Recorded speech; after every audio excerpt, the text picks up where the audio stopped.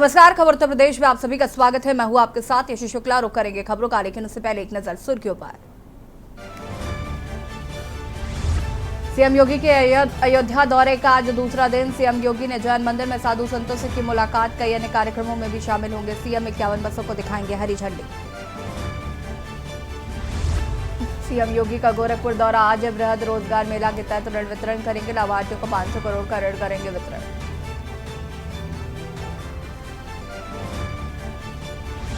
PM Modi का 27 अक्टूबर को चित्रकूट संभावित दौरा। चिकित्सालय के नवीन आधुनिक बिल्डिंग का भी करेंगे शुभारंभ। 10,000 पृष्ठों में लिखित तबाज का करेंगे विमोचन। ज्ञानव्यापी परिसर में एसआई जांच का मामला। सील वजूखाने एरिया की एसआई जांच में हुई सुनवाई। जिला कोर्ट हिंदू पक्ष की याचिका को किया खारिज। कोर्ट में अगली सुनवाई 2 नवंबर को होगी। अपना दल एस अयोध्या मंडल में मनाएगी स्थापना दिवस। राष्ट्रीय अध्यक्ष केंद्रीय राज्य मंत्री अनुप्रिया पटेल होंगी शामिल। आगामी लोकसभा चुनाव को लेकर कार्यकर्ताओं को देंगी जीत का मंत्र। यूपी में इस बार पहाड़ों जैसी पड़ेगी ठंड। माइनस में जा सकता है पारा। नवंबर के पहले हफ्ते से शुरुआत। 15 फरवरी तक जारी रहेगा सता। आप देख रहे हैं के न्यूज़, खबरों का सारथी। लखनऊ से खबर आपको बता देते हैं, जहां पर अखिलेश यादव ने आज अहम बैठक बुलाई है। सपा ने मध्य प्रदेश के पदाधिकारी की बैठक बुलाई। सपा ने अभी तक 33 प्रत्याशियों की घोषणा कर दी है। सपा आज तय करेगी किन सीटों पर चुनाव लड़ना है। अखिलेश यादव ने आज अहम बैठक बुलाई है।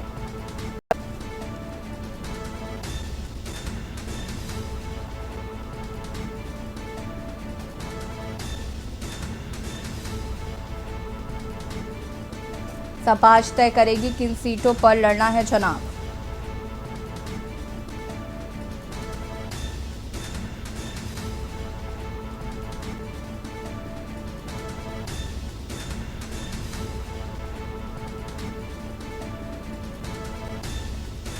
सपा ने अभी तक 33 प्रत्याशियों की घोषणा।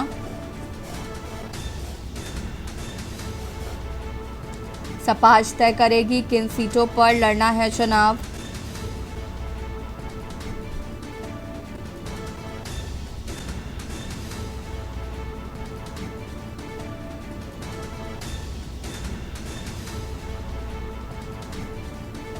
किन सीटों पर लड़ना है चुनाव।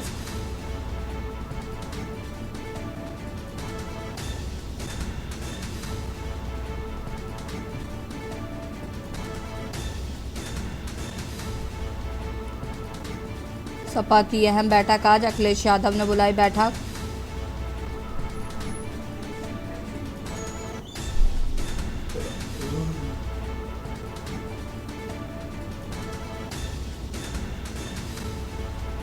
सपा आज तय करेगी किन सीटों पर लड़ा जाएगा चुनाव।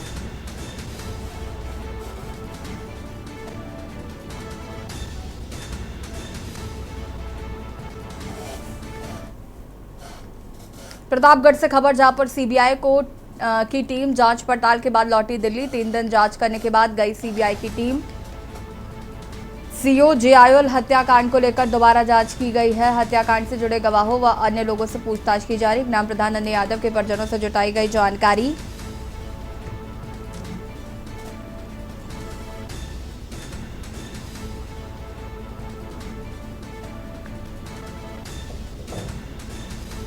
हाथीगवा थाने में भी कुछ लोगों से की गई है पूछताछ। 2 मार्च 2013 को सीओ जेआईएल हक की हुई थी हत्या। ग्राम प्रधान भाई सुरेश की हत्या के बाद हुआ था बवाल।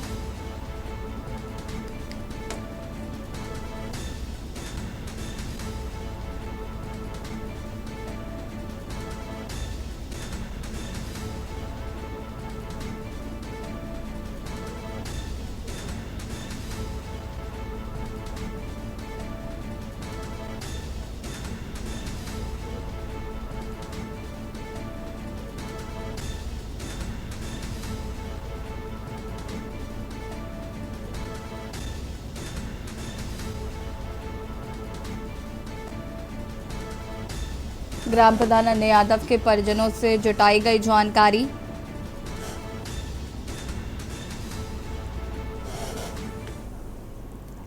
बुलंदशहर से खबर जहां पर गौ तस्कर संपत्ति पर चला बुलडोजर। आरिफ की 10 करोड़ संपत्ति पर बुलडोजर चला। ग्राम समाज की 16 बीघा जमीन पर था अवैध कब्जा। जमीन पर अवैध रूप से गौ तस्कर आरिफ ने किया था निर्माण। सीओ एसडीएम की अगुवाई में चले 3 बुलडोजर, आधा दर्जन ट्रैक्टरों की मदद से जमीन दोस्त किया गया अवैध निर्माण।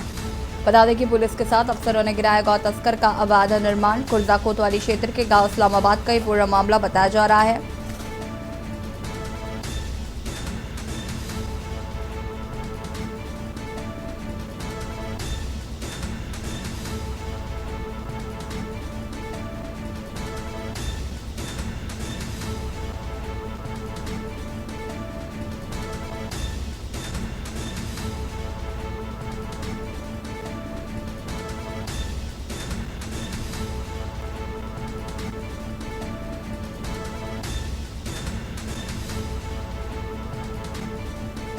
आरिफ की 10 करोड़ की संपत्ति पर चला बुलडोजर।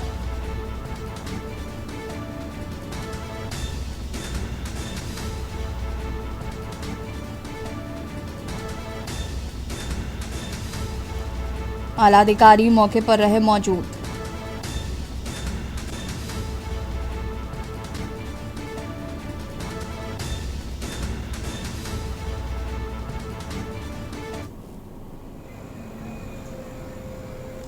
ये देखिए थाना खुर्जा देहात जनपद बुलंदशहर से संबंधित प्रकरण है। थाना खुर्जा देहात में एक आपराधिक माफिया जिसका नाम हाजी आरिफ है, जो थाना खुर्जा देहात के गांव इस्लामाबाद का रहने वाला था, उसके विरुद्ध जनपद के विभिन्न थानों में लगभग 55 मुकदमे दर्ज हैं, जिसमें गौकशी से संबंधित हत्या, लूट, डकैती, गैंगस्टर अधिनियम के अंतर्गत विभिन्न मुकदमे पंजीकृत हैं। उसके द्वारा अपनी काली कमाई से एक यहाँ ग्राम समाज की ज़मीन पर अवैध रूप से कब्जा करके एक हाता का निर्माण किया गया था, जिसमें मुख्य रूप से उस पर अपनी जो अवैध गतिविधियाँ थीं गौकशी से संबंधित, उसका संचालन किया जाता था। ये ज़मीन जो है वो ग्राम सभा की ज़मीन है, जो सरकारी स्वामित्व की होती है।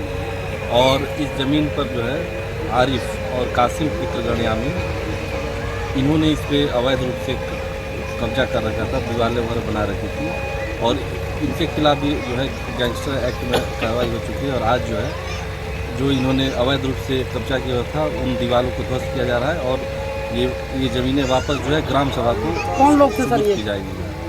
ये गोकस में लिप्त दो बदमाश थे।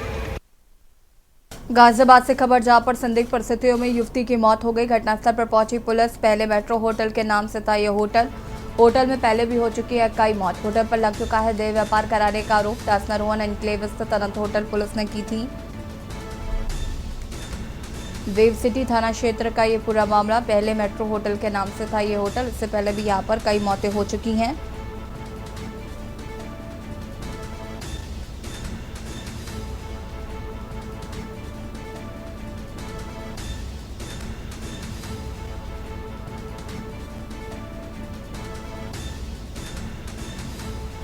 पहले भी यहां पर देह व्यापार कराने के आरोप लग चुके हैं इस होटल पर।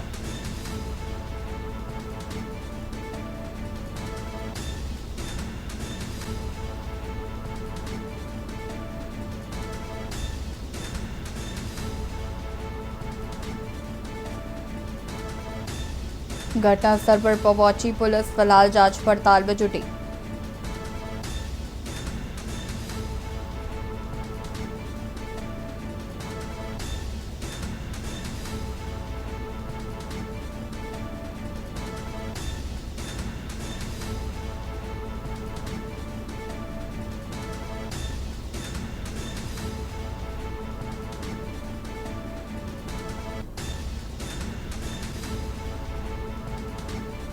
दासना रोहन एनक्लेव स्थित है अनंत होटल।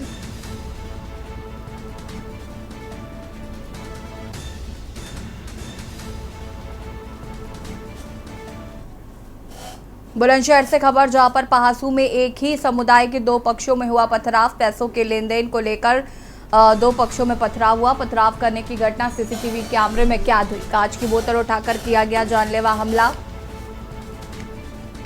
हमले में महिला सहित 4 लोग घायल। सूचना पर मौके पर पहुंची पुलिस बल। थाना पहासू कस्बा का ये पूरा मामला बताया जा रहा है। कांच की बोतल उठाकर किया गया जानलेवा हमला।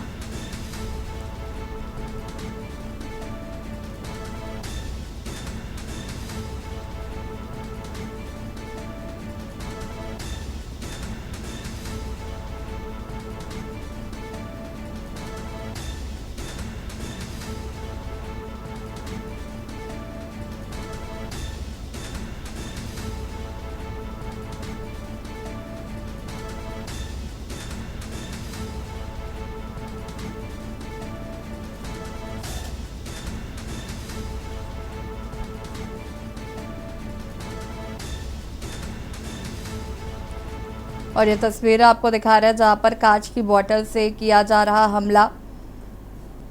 फिलहाल पुलिस मामले की जांच पड़ताल में जुटी।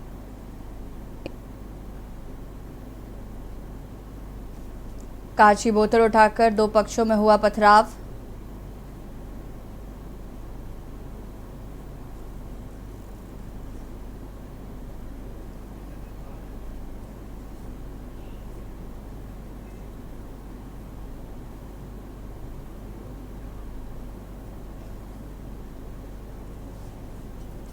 पथराव करने की ये घटना सीसीटीवी कैमरे में कैद हुई। मौके पर भारी पुलिस बल मौजूद।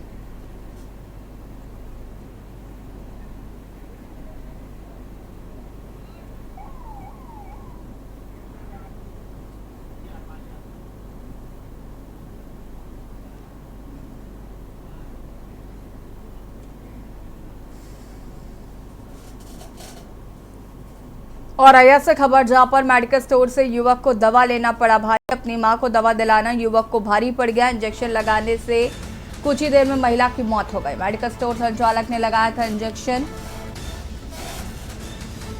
बेनी कपरिया गांव निवासी 50 वर्षीय महिला की मौत हो गई। महिला की मौत पर परिजनों ने जमकर हंगामा किया। सीएससी अधीक्षक पुलिस क्षेत्राधिकारी सहित पुलिस पहुंची। पुलिस ने हंगामा कर रहे लोगों को समझाया। शव को कब्जे में लेकर पोस्टमार्टम के लिए भेजा। सपा नेता का बताया जा रहा है मेडिकल स्टोर अजीतवल कोतवाली क्षेत्र के जानीसगर का यह पूरा मामला बताया जा रहा है। महिला की मौत के बाद परिजनों ने जमकर किया हंगामा।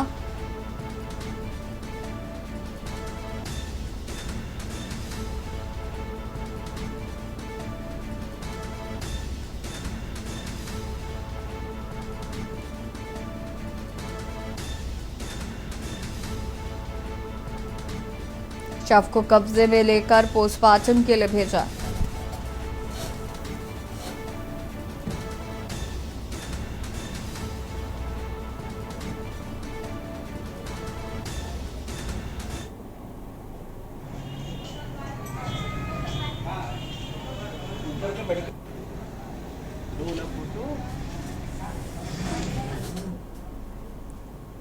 और यहाँ रुकेंगे छोटे से ब्रेक के लिए। चलो हाजिर होता है। आप देख रहे हैं के न्यूज, खबरों का सारथी। ब्रेक के बाद एक बार फिर से आप सभी का स्वागत है। अमेठी जिले को एक नई पहचान देने के लिए कृषि वैज्ञानिक पंडित इंदु कुमार पाठक ने क्षेत्र के 1.25 लाख लोगों को फलदार वृक्ष वितरित किए हैं। हरी भरी अमेठी हमारी अमेठी को लेकर जिले भर में फलदार वृक्ष लगवाने को लेकर मुहिम शुरू की गई है। जिले में करीब 1.25 लाख फलदार वृक्ष को लोगों के बीच वितरित करने का काम किया गया है। वहीं पूर्व केंद्रीय मंत्री राज्यसभा सांसद डॉक्टर संजय सिंह अमेठी के द्वारा एक वृक्षारोपण भी किया। फलदार वृक्षारोपण करने के अमेठी के लोगों को एक नया रोजगार मिलेगा। मेरे बहुत दिन से एक चूँकि मैं कृषि वैज्ञानिक हूँ तो मन में एक चीज़ कचोटती थी कि अमेठी के लिए क्या किया जाए।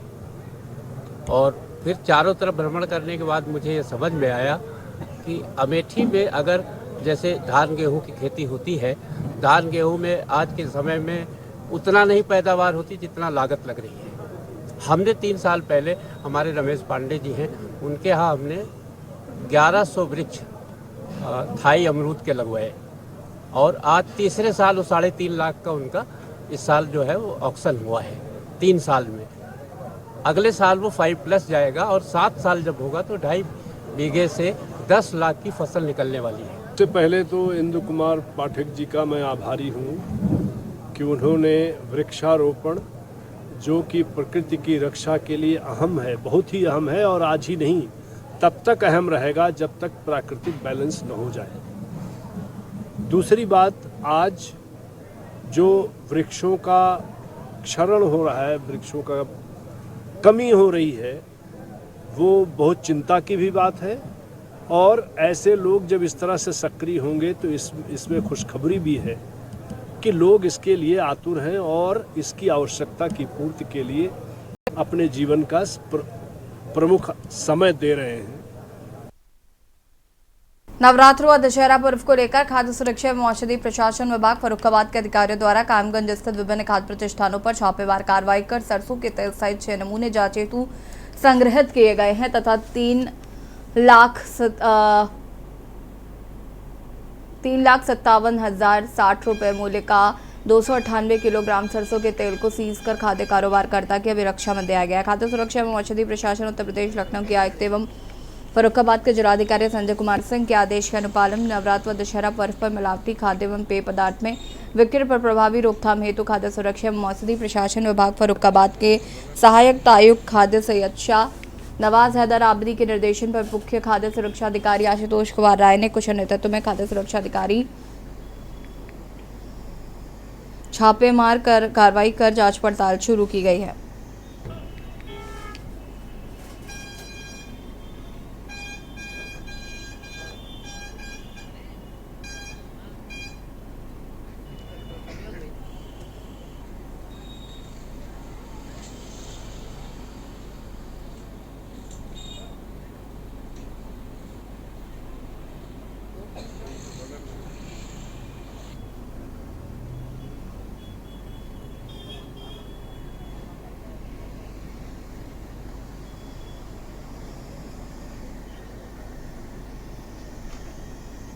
प्रदेश में नवरात्रि व दशहरा पर्व के अवसर पर मिलावटी खाद्य एवं पेय पदार्थों के विक्रय पर प्रभावी रोकथाम हेतु आयुक्त महोदया खाद्य सुरक्षा एवं औषधि प्रशासन के आदेश व तत्क्रम में जिलाधिकारी महोदय फर्रुखाबाद के आदेशों के अनुपालन में विशेष अभियान 14 अक्टूबर से 23 अक्टूबर तक निश्चित है। विशेष उपलब्धि में शमशाबाद डीएन कोल्ड स्टोरेज स्थित बनाना राइपनिंग सेंटर जो कि बिना लाइसेंस के चल रहा था, उसका चालान किया गया है तथा उसका एक नमूना संग्रहित कर जांच हेतु भेजा गया है। हमीरपुर जिले में एक सनसनीखेज वारदात का मामला सामने आया है जिसमें 24 घंटे में पुलिस ने अपनी 6 माह मासूम भतीजी के साथ रेप करने वाले चाचा को पुलिस मुठभेड़ के दौरान गिरफ्तार किया। रेपिस्ट चाचा के पैर में पुलिस मुठभेड़ के दौरान गोली लगी। रेप करने वाला हैवान का इलाज जिला अस्पताल में चल रहा है। वही पीड़ित 6 माह की मासूम की हालत में अभी भी नाजुक बताई जा रही है। पुलिस रेपिस्ट चाचा को लेकर पतारीपुरिया के पास पहुंचा जहां झाड़ियों के कपड़े निकालने की बात कहते हुए अभियुक्त ने पहले से छिपा कर रखा तमंचा उठाकर पुलिस पर फायर झोंक दिया। रेपिस्ट पुलिस को चकमा देकर मौके से भागने का प्रयास कर रहा था। अपराधी रेपिस्ट चाचा पर फायर कर गिरफ्तार कर लिया गया।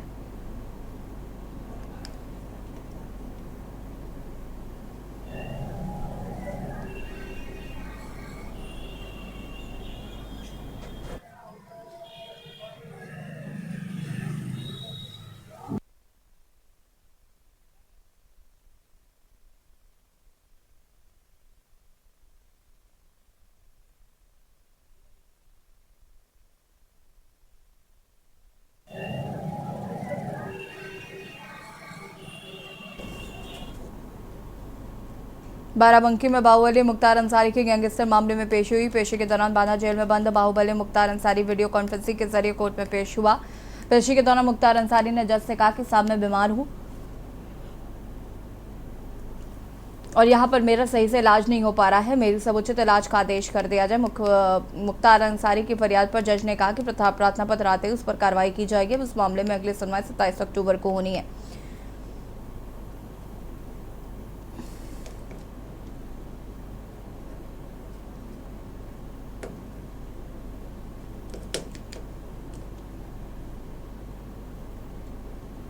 गैंगस्टर प्रकरण में क्या हुआ था? सरकार बना मुख्तार अंसारी साहब का मुकदमा विशेष सत्र न्यायाधीश एमपी एमएलए कोर्ट पीठासीन अधिकारी श्री कमल कांत श्रीवास्तव जी के वहाँ लगा हुआ था, जिसमें आपके मुख्तार अंसारी साहब की वीडियो कॉन्फ्रेंसिंग से पेशी हुई और जफर उर्फ चंदा की पेशी संत कबीर नगर से हुई। अफरेज उर्फ चुन्नू की पेशी जो गाजीपुर से हुई। पूर्व विधायक मुख्तार अंसारी साहब ने यह बताया कि उनका स्वास्थ्य ठीक नहीं है और इलाज की समुचित व्यवस्था का आदेश कर दिया जाए, जिस पर न्यायालय ने कहा कि प्रार्थना पत्र आते ही उस पर कार्रवाई कराई जाएगी। अगली तिथि 27 अक्टूबर है। मर्यादा पुरुषोत्तम भगवान राम की नगरी अयोध्या में माननीय मुख्यमंत्री योगी आदित्यनाथ द्वारा 51 बस को हरी झंडी दिखाकर इलेक्ट्रॉनिक बसों को रवाना किया गया। सरकार ने एक और पहल की। बस का ड्राइवर महिला कंडक्टर भी हैं। कहीं ना कहीं महिलाओं को बढ़ावा देने और शक्तिकरण का योगी सरकार पर जाता है, सशक्तिकरण पर योगी सरकार को जाता है। इस बस पे पहले से यहाँ पर श्रद्धालुओं की संख्या बढ़ती जा रही है। उसी को देखते हुए इलेक्ट्रॉनिक बस का विस्तार किया जा रहा है। बाहर से आने वाले यात्रियों को आने जाने में समस्या ना हो, इलेक्ट्रॉनिक बस चलाई जा रही।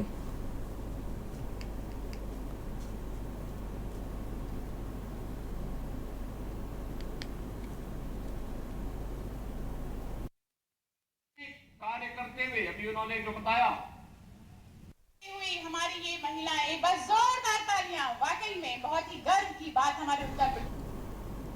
अमेठी जनपद के मुख्यालय गौरीगंज के दुर्गम भवानी धाम स्थित सेठ आनंद राम जयपुरिया विद्यालय में नवरात्रि के पावन अवसर पर डांडिया नाइट का आयोजन किया गया। कार्यक्रम में अभिभावकों के साथ क्षेत्र वासियों की भी उपस्थिति रही। विद्यालय के छात्र छात्राओं के द्वारा कई रंगारंग कार्यक्रम प्रस्तुत किए गए। प्री प्राइमरी के नन्हे मुन्ने बच्चों ने अद्भुत नृत्य कर लोगों का मन मोह लिया। पर्यावरण प्रदूषण में प्लास्टिक के बढ़ते उपयोग और दुष्परिणामों को उजागर करता हुआ एक नुक्कड़ नाटक प्रदर्शित किया गया, जिसके माध्यम से बच्चों ने समाज को एक संदेश देने का कार्य किया है। बच्चों ने रामलीला का भी मंचन किया, जिसको देखकर लोग भाव विभोर हो उठे।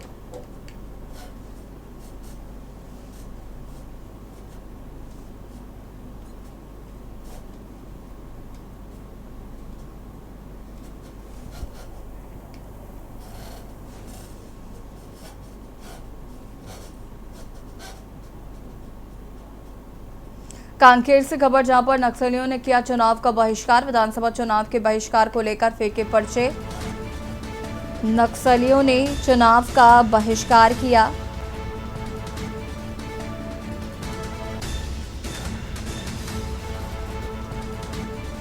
सिकसोड़ के भैंसापुर गांव में फेंके गए पर्चे। ग्राम पंचायत सरगर के घर में फेंके गए पर्चे। भैंसासुर से 200 मीटर दूरी है बीएसएफ कैंप। सड़कों पर लिखे विरोध में नारे।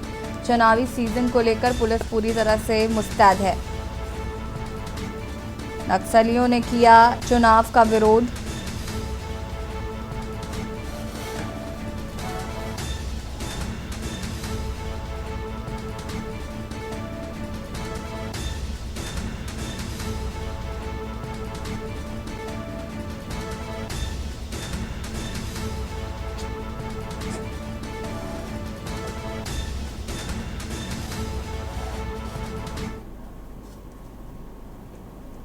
बटन में इतना ही। देखते रहिए के न्यूज़ इंडिया। नमस्कार।